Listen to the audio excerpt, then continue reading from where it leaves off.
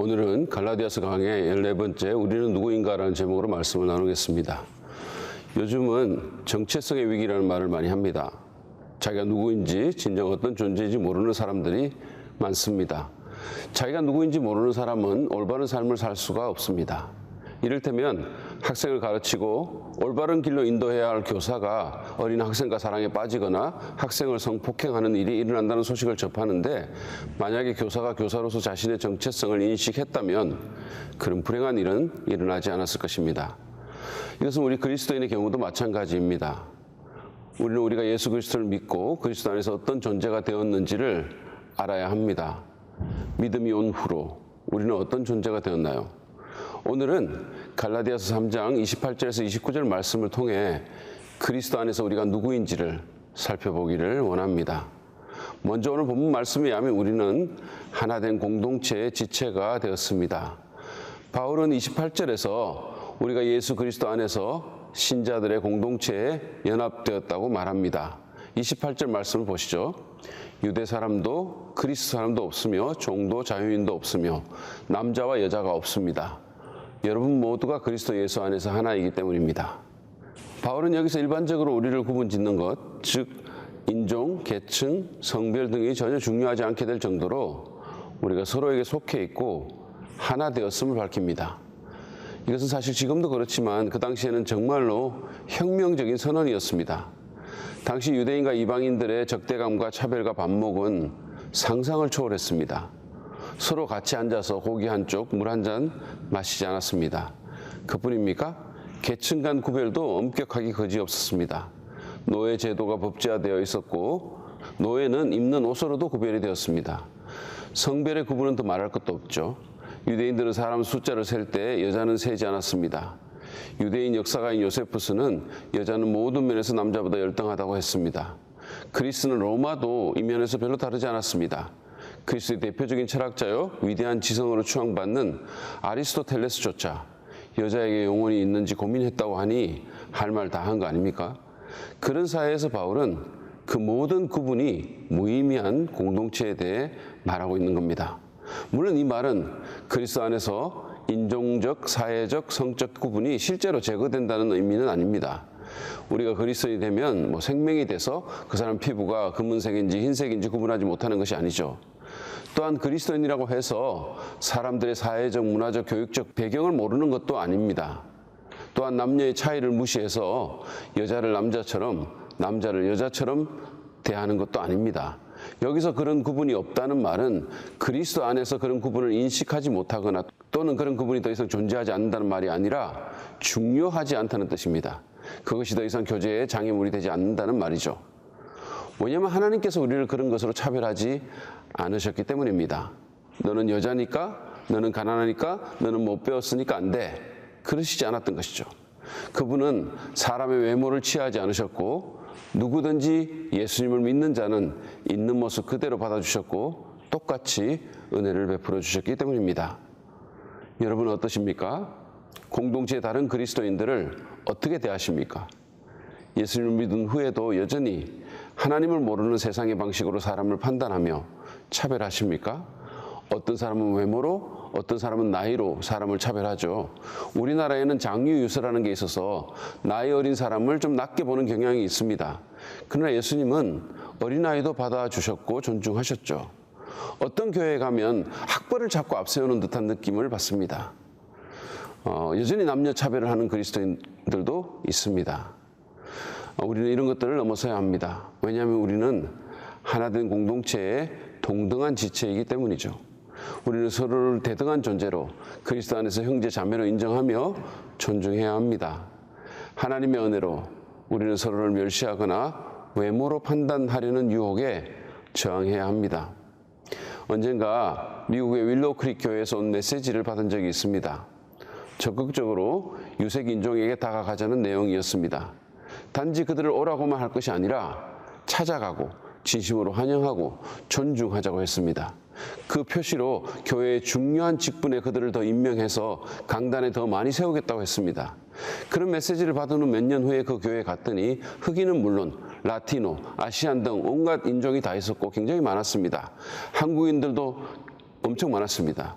예전에 흑인과 백인으로 갈려진 전형적 미국 교회의 모습과는 많이 달랐습니다. 여러분, 교회는 이래야 합니다. 실제로 초대교회는 처음에 갈등이 없지 않았지만 결국 모든 인종적, 계층적, 성적 차별을 넘어선 급진적 공동체의 모습을 보여주었습니다. 노예가 목사로 부름을 받아서 자기 주인을 가르치는 일까지 있었습니다.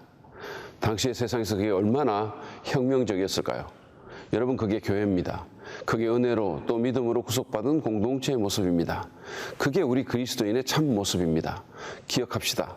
우리는 완전히 하나 된 공동체의 지체입니다. 따라서 그리스도인들은 세상의 구분을 넘어서서 서로를 차별 없이 대하며 서로 존중하며 하나가 되어야 합니다. 두 번째로 오늘 본문에 의하면 우리는 아브라함의 계승자가 되었습니다. 우리는 믿음으로 하나 된 공동체의 일원이 되었을 뿐만 아니라 29절에 의하면 믿음의 조상인 아브라함의 후손이 되었습니다. 한번 보시죠. 여러분이 그리스도에게 속한 사람이면 여러분은 아브라함의 후손이요 약속을 따라 정해진 상속자들입니다. 우리가 그리스도에게 속했기 때문에 아브라함의 영적 후손이 되었다는 것입니다. 여러분, 아브라함이 누굽니까? 믿음의 조상이며 세계에서 가장 유명한 사람입니다. 세계 3대 종교인 기독교와 이슬람과 유대교가 다 존경하는 인물입니다. 아브라함의 가문은 믿음의 세계에서 가장 명문가이며 가장 유력하고 뼈대가 있는 가문입니다. 그런데 우리가 예수 그리스도를 믿음으로 말미암아 그 영예로운 아브라함 가문의 일원이 된 것입니다. 어떤 교단 신학교에서는 목사나 장로의 아들을 성골, 사이를 진골이라고 부르며 아무 배경도 없는 자들은 스스로를 무술이라 한다는 말을 들은 적이 있습니다. 아마 부모의 배경으로 세습을 한다든지 아빠 찬스를 쓰든지 하는 형태에 대한 일종의 풍자로 그런 표현을 쓴 것 같습니다. 그러나 여러분, 모든 참된 그리스도인은 다 성골 중에 성골입니다. 우리는 아브라함 가문의 사람들이며 그의 계승자입니다. 존 스토트는 우리의 자리가 믿음의 역사적 계승 안에 있다면서 이렇게 썼습니다. 더 이상 우리는 스스로를 방랑자요, 길 잃은 자로 역사에서 아무런 의미도 없는 혹은 시간의 흐름 속에 표류하는 쓸모없는 불황자로 느끼지 않는다. 대신 우리는 펼쳐져만 가는 하나님의 목적 안에서 우리의 자리를 발견한다. 뿌듯하지 않으십니까? 아브라함의 계승자로서 우리는 그 약속에 의거한 상속자이기도 합니다. 우리는 하나님께서 아브라함에게 약속하신 영원한 도성을 상속받게 될 것입니다. 저는 한 아주머니가 갑자기 100억 원 정도의 유산을 상속받았다는 이야기를 지인에게서 들은 적이 있습니다. 사정인즉슨 이 아주머니는 자기 아버지가 사업을 크게 하다가 어려워져서 공장을 다 판 연고로 아주 어렵게 살았다는 것입니다. 그리고 설상가상 그 아버지는 아무 남긴 것이 없이 돌아가셨다는 거죠. 근데 나중에 도시에서 개발을 하려고 보니까 도로 하나가 개인 소유로 되어 있었는데 그게 이 사업가의 것임을 알게 되었고, 그래서 그 딸인 이 아주머니에게 연락을 했다는 것입니다. 이런 일이 있으면 얼마나 좋겠습니까? 그런데 여러분, 기억하십시오. 잠시 후면 우리 모든 그리스도인은 갑자기 100억을 상속받은 그 아주머니와는 비교할 수 없는 유산을 상속받고 정말로 깜짝 놀랄 것입니다. 왜냐하면 다들 그런 게 있는 줄도 모르고 살기 때문이죠. 아마 그날에 여기저기서 놀라움의 비명소리가 터져 나올 것입니다. 어떤 사람은 너무 놀라서 앞으로 쓰러질지도 모릅니다. 기억합시다. 우리는 아브라함의 계승자요, 약속의 상속자입니다. 여러분이 그리스도인이라면 여러분의 인생은 역사적인 의미가 있습니다. 그리고 더 이상 좋을 수 없는 찬란한 미래가 있습니다. 그러므로 스스로를 평가절하 하지 말고 낙심하지도 마시기 바랍니다. 이 땅의 환경과 상황에 너무 흔들리지 말기 바랍니다. 이 땅이 모든 것인 것처럼 지금 여기에만 목숨을 걸지 말고 큰 그림을 볼 수 있기를 바랍니다. 그리고 여러분, 무엇보다도 소망을 가지십시오. 이 땅에서는 부침이 있을 수 있지만 여러분의 인생은 절대 망할 수 없습니다. 결국 영원한 승리와 성공은 우리 그리스도의 것입니다. 그러므로 머리를 들고 아브라함의 계승자답게 살아가는 저와 여러분 되시길 바랍니다. 오늘 말씀에서 본 것처럼 우리는 하나된 공동체의 지체이며 아브라함의 계승자입니다. 하나님의 아낌없는 사랑과 은혜의 대상자이며 세상의 질서와는 완전히 다른 질서를 지향하는 대항문화 공동체의 일원입니다. 강압이나 두려움이 아니라 자유로운 사랑으로 하나님을 섬기며 이 세상을 향한 하나님의 목적을 이루는 가운데 영원한 행복과 축제의 하늘 본향으로 향하는 하나님의 아들, 딸입니다. 그게 우리입니다. 세상이 나를 뭐라고 부를지 몰라도 오늘 본문이 선포한 그것이 우리의 진정한 정체성입니다. 그러므로 여러분이 그리스도 안에서 누구인가를 언제나 기억하시면서 살기 바랍니다. 그리고 하나님 아들의 죽음이라는 엄청난 대가를 지불해서 우리를 이런 존재로 만들어주신 그 주님을 기쁨으로 자발적으로 섬기십시오. 우리의 구원을 당연하게 생각하지 말기 바랍니다. 오히려 우리의 시선을 하늘로 향하는 가운데 겸손한 감사로 그분이 우리를 위해 해주신 그 위대한 일로 인해 주님을 찬양하십시오. 진심으로 그렇게 하기 바랍니다. 혹시 아직 예수님을 믿지 않는 분은 지금 예수님을 구주로 믿으십시오.